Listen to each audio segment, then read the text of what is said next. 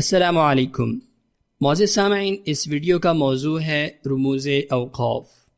جیسا کہ اس سے پہلی ویڈیو میں اس کے مطلب اور کچھ حرکات مع مقاصد اور مثالیں بیان کی گئی تھیں، تو آج کی ویڈیو میں اس کی باقی حرکات کی وضاحت کی جائے گی، اور اگر آپ نے اس کا پہلا حصہ یا پہلی قسط نہیں دیکھی ہے تو اس کا لنک بھی آپ کو ڈسکرپشن میں مل جائے گا، وہاں سے ملاحظہ فرما لیجئے۔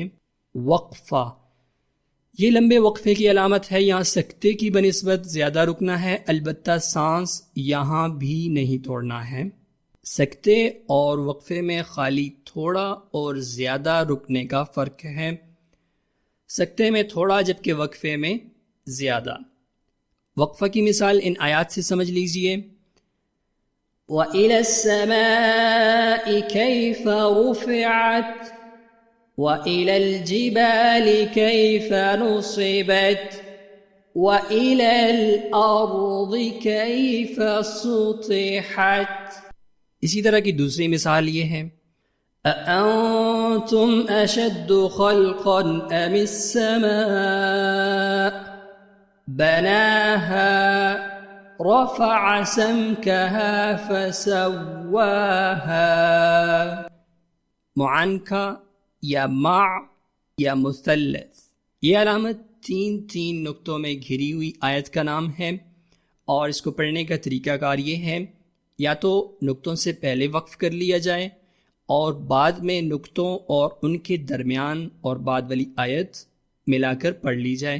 مثلا ان آیات میں ملاحظہ فرما لیجئے، من کل امر سلام ہی حتی مطلع الفجر۔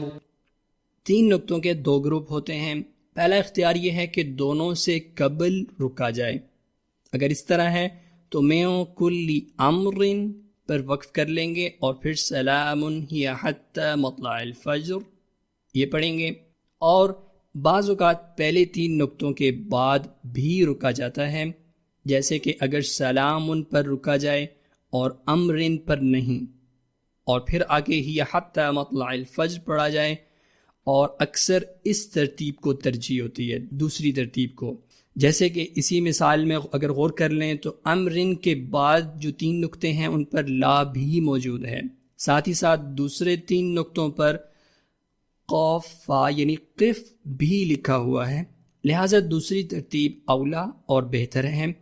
اور اسی حوالے سے ایک اور چیز بھی سمجھ لیتے ہیں کہ اکثر اس معانقہ علامت کے ساتھ دو لفظ لکھے ہوتے ہیں زائد، اور وہ ہیں وقف النبی یا وقف النبی، اور ان کی نشاندہی بھی کی ہوتی ہے پہلے یا دوسرے نقطوں پر، اور اس کا مطلب ہے کہ اللہ کے نبی ان نقطوں پر جہاں نشاندہی کی گئی ہے رکا کرتے تھے۔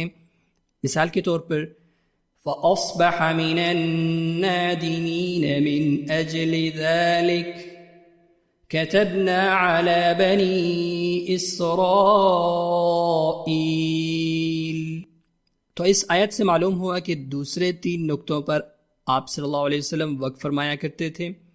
اسی طرح اگر پہلے تین نقطوں پر رکنا اگر بہتر ہو تو اس کی مثال یہ ہے، لا تأتیہم كذلك نبلوهم بما كانوا يفسقون۔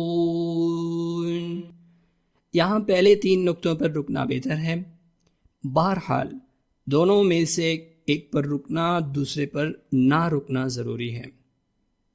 عین، اس علامت کا نام ہے رکوع، جیسے کہ نماز والا رکوع ہوتا ہے، یہ آیت کے آخر میں ہی ہمیشہ لکھا ہوگا، اور کل 558 مرتبہ یہ قرآن مجید میں آیا ہے۔ اس علامت کا مقصد بطور نصیحت قاری کو یہ بتلانا ہے کہ حکم یا قصہ جو چل رہا تھا وہ اپنے اختتام کو پہنچ گیا ہے، لہٰذا اب رکوع کر لینا بہتر ہے، بجائے اگلے رکوع کے درمیان میں رک کر رکوع کیا جائے، یہاں ہی رکنا اولا اور بہتر ہے۔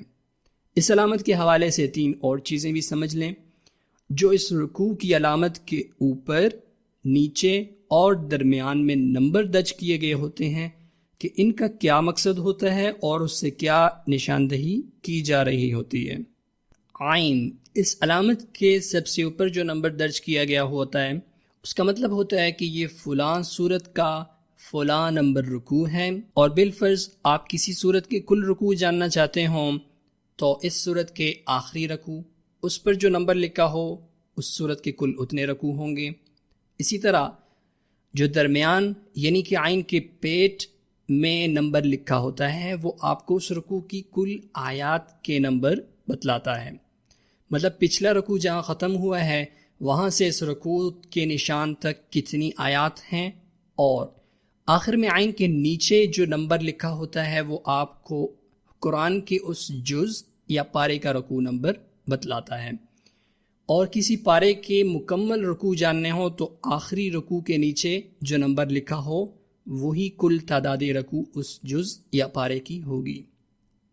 سجدہ سلامت کا مطلب ہے کہ چاہے تو اونچی یا آہستہ آواز سے وہ لفظ پڑھا جائے جس پر علامت لگی ہو یا سیدھی لکیر لگی ہو اور قریب بیٹھے ہوئے شخص تک اس کی آواز پہنچ جائے تو پڑھنے والے اور سننے والے ہر مسلمان عاقل بالغ مرد عورت پر سجدہ کرنا واجب ہو جاتا ہے۔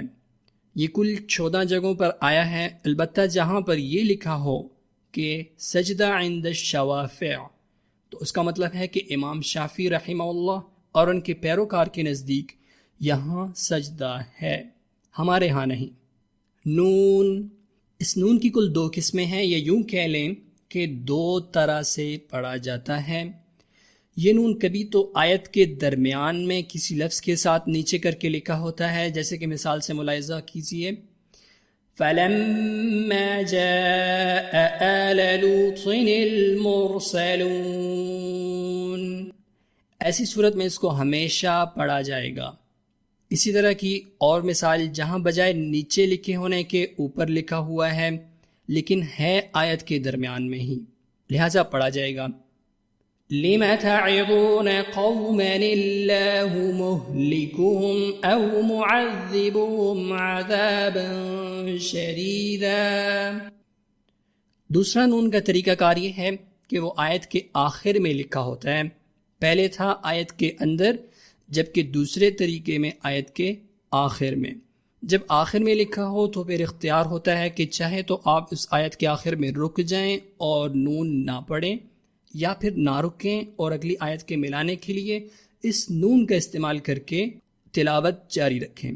مثال میں ملاحظہ فرمائیے وَيْلٌ لِكُلِّ هُمَزَةٍ لُمَزَةٍ الَّذِي جَمَعَ مَالًا وَعَدَّدَهُ، یہ تھا بغیر ملائے، اور اگر اس کو ملا کر پڑھا جائے تو پھر اس طرح پڑھا جائے گا وَيْلٌ لِكُلِّ هُمَزَةٍ لُمَزَةٍ الَّذِي جَمَعَ مَالًا وَعَدَّدَهُ۔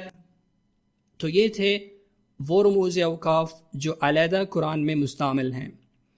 اس کے علاوہ سامعین، اگر آپ نے اکثر غور کیا ہوگا کہ ایک سے زائد علامتیں بھی الفاظوں اور آیات پر لکھی ہوتی ہیں، جیسے مثال کے طور پر ان 2 علامتوں کا مجموعہ صلا اور خوف ہے، تو اس سے کوئی فرق نہیں پڑتا ہے، بلکہ اکثر دونوں یا زیادہ جو بھی علامتیں لکھی ہوں وہ ایک ہی مقصد کے لیے ہوتی ہیں، جیسے کہ ان دونوں کا مقصد یہ ہے کہ پڑھنا بہتر ہے۔